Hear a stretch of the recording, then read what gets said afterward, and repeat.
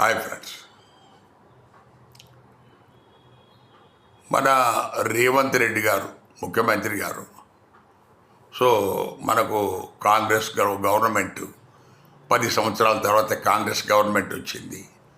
So అంతవరకు అది ఒక దొరల పాలనలాగా ఉన్నది అని చెప్పేసి కొంతమంది అభిప్రాయపడే వాళ్ళు, బాగా లబ్ధిదారులు, దానివల్ల లబ్ధి పొందే వాళ్ళు, మాకు మంచి ప్రభుత్వము, మా కేసీఆర్ గారు దేవుడు అన్న వాళ్ళు కూడా ఉన్నారు, రెండు వైపులో ఉన్నారు.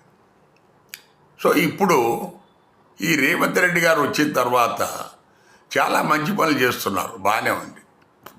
కొన్ని కాంట్రవర్షియల్ పనులు కూడా చేస్తున్నారు. ఈ కాంట్రవర్షియల్ పనులు ఎందుకు చేస్తున్నారో తెలియదు. ఆయన సలహాదారులు ఎవరో మనకు తెలియదు, అంటే ఈ సలహాలు ఇచ్చింది ఎవరో మనకు తెలియదు. అందులో గాంధీ సరోవర్ ప్రాజెక్టు ఒకటి. గాంధీ సరోవర్ ప్రాజెక్టు, గాంధీ గారు పుట్టిన పోర్బందర్లోనే గాంధీ గారి గురించి అంత పెద్ద హంగామా లేదు. మీరేంటి హైదరాబాద్లో ఈ హంగామా చేయాలని చూస్తున్నారు? గాంధీ గారు పుట్టిన పోర్బందర్లోనే, గుజరాత్లోనే లేదు. ఆయన చాలా కాలం నివసించి తర్వాత ఆయన చనిపోయిన ఢిల్లీలో లేదు.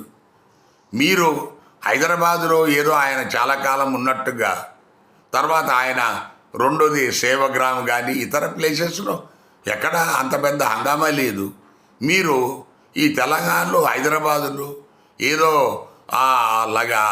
లంగర్ ప్రాంతంలో ఆల్రెడీ ఎప్పటి నుంచో పేదలు ప్రజలు నివసిస్తున్న ఆ ఇళ్లను కూలగొట్టేసి అందులో మీరు ఏదో ఒక పెద్ద ప్రాజెక్ట్ కట్టాలనేది అది మనకు ప్రజలు ఆమోదించదగ్గ సంగతి కాదు.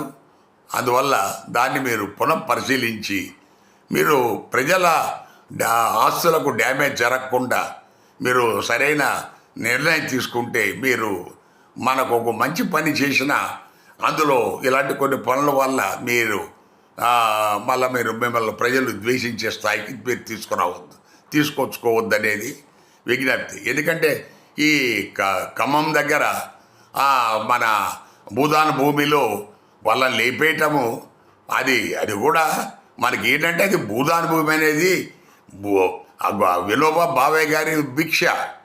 సో ఎనివే చాలా కాలం నుంచి మీరు ఎవరికి ఇవ్వకుండా మీరే తర్వాత రాజకీయాలకు వెళ్ళి మింగుదామని పెట్టుకున్నారు, అది ప్రజలు వాడుకున్నారు. ఎనివే మీరు వాళ్ళకి ఇల్లు ఇస్తామంటున్నారు, దాని గురించి నేను కామెంట్ చేయదలుచుకోలేదు. దయచేసి ఈ గాంధీ సరోవర్ ప్రాజెక్టు పునః పరిశీలించాలని మా విజ్ఞప్తి. Thank you.